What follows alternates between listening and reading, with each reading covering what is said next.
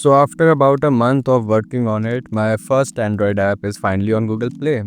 It's called Commit, and today I just wanted to give you a quick tour of the app, show how everything works, explain some of the design decisions I made, and hopefully get some feedback for future updates. So this is the screen you'll probably spend most of your time on. At the top, there's a small weekly overview so you can instantly see which habits you have completed without opening another page. Under that are quick actions like mark all done or clear day. Then there's the habit list itself, showing your streak and a button to mark today's progress. I wanted this to be something you could open for less than a minute every day. Creating a habit is pretty simple, just enter a name, choose an icon, pick a color, and select when you want it to repeat. Right now you can create daily habits or choose custom days.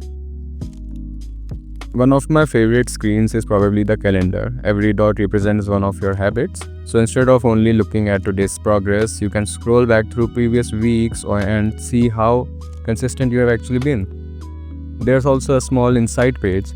Nothing too overwhelming, just your completion rate, your best performing habits, the one you have been ignoring, and some consistency graphs over different time periods.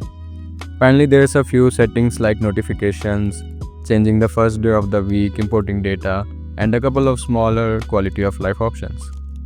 One thing I knew from the beginning was that I wanted Commit to work completely offline.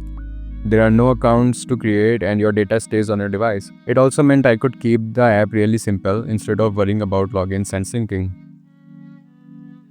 This is just version 1. I honestly don't have a huge roadmap planned yet.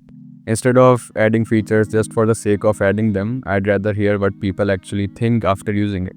So if you have ideas, things that feel missing or something that could make Commit better without making it complicated, let me know in the comments. If you'd like to try it yourself, it's available on Google Play. It's completely free and works offline.